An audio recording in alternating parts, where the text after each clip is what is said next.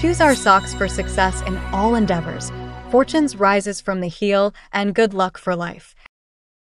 Good morning. Today is Sunday, November 3rd, 2024. Today in history.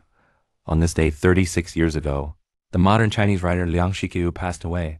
Liang Shiqiu traveled to the United States in 1923, earning a master's degree in literature from Harvard University.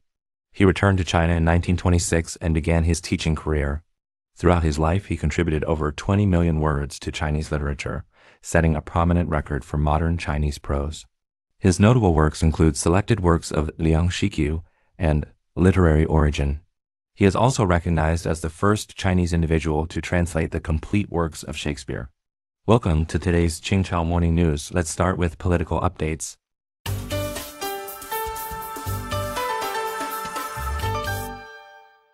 UN Secretary-General Guterres calls Israeli legislation unacceptable. According to Xinhua News Agency, on October 28, UN Secretary-General Guterres stated that the United Nations Relief and Works Agency for Palestine Refugees in the Near East, UNRWA, is the main agency providing essential assistance to Palestinian refugees in the occupied territories. He emphasized that no alternative can replace this agency. Guterres warned that if the Israeli parliament passes a bill to cut UNRWA's activities in Israel, it would harm efforts to resolve the Israeli-Hamas conflict and threaten regional peace and security. He urged Israel to fulfill its obligations under the UN Charter and international law, asserting that national legislation cannot alter these obligations. Previously, the Israeli Knesset passed 2 bills to prevent UNRWA from operating in Israel starting in 2025 and to sever official contacts with the agency.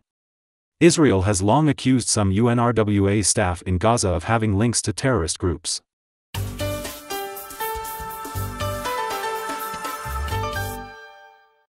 North Korean troops arrive at Russia-Ukraine front, over 5,000 may join combat.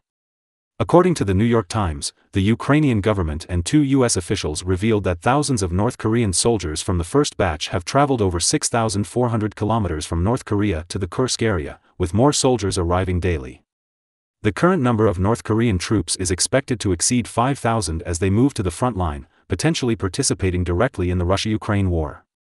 The South Korean government is discussing specific support plans for Ukraine with the international community, including sending a team of experts from the National Intelligence Service and military to focus on intelligence and psychological warfare against North Korea.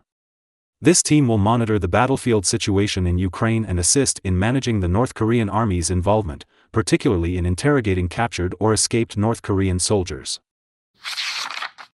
Iraq condemns Israel for using its airspace to attack Iran. According to Agence France-Presse, on October 28, Iranian government spokesman Aravadi announced that Iraq had sent a letter to the Secretary-General of the United Nations, condemning the Zionist entity's blatant violation of Iraqi airspace and sovereignty, on October 26, as well as the use of Iraqi airspace to launch an attack on Iran. Iran has close ties with Iraq and maintains a strategic partnership with Washington, which has troops stationed in Iraq. The situation in the Middle East is complex, and the Iraqi government is attempting to avoid involvement in the escalating regional conflicts. However, some pro-Iranian factions have attacked U.S. troops in the region and launched drones toward Israel.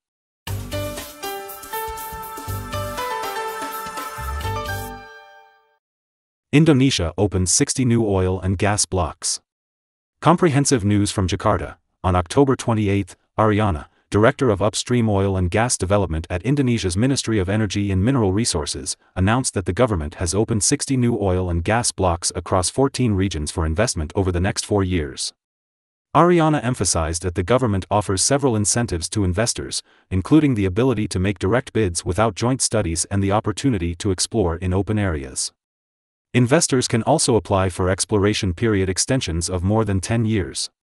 Indonesian President Prabowo, who was sworn in on October 20, has promised to enhance energy development, reverse the long-term decline in oil production, and work toward energy self-sufficiency.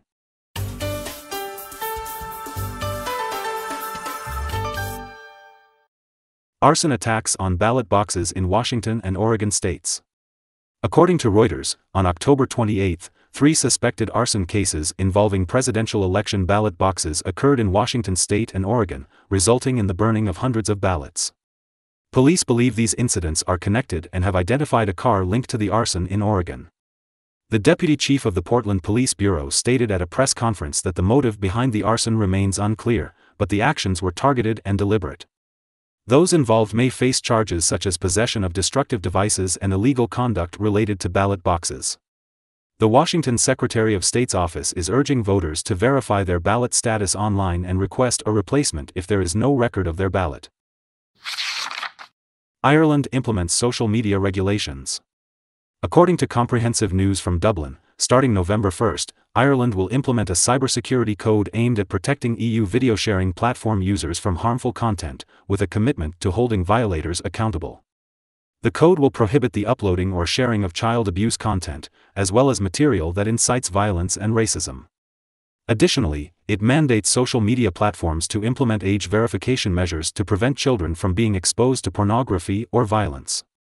Companies that violate these regulations could face fines of up to €20 million or 10% of their annual turnover, whichever amount is higher. The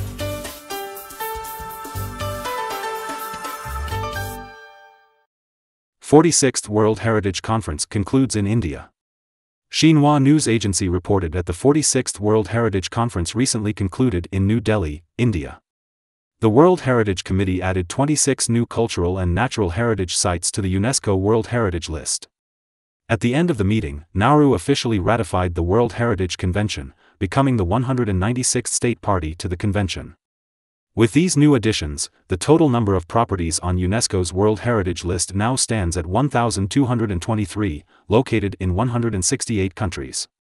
The committee also reviewed the conservation status of 123 previously listed properties.